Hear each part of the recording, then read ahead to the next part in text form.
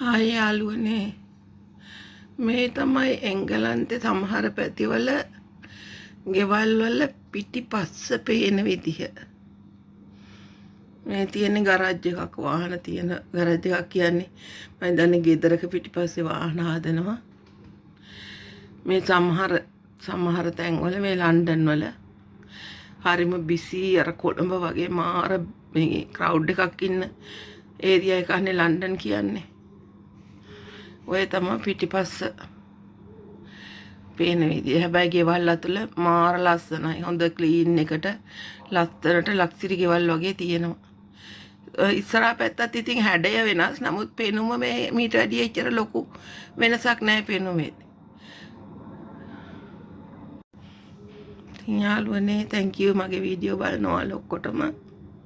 please subscribe කරන්න. මොන හරි අඩුපාඩුවක් තිබ්බොත් කමෙන්ට් එකක් දාන්න. thank you.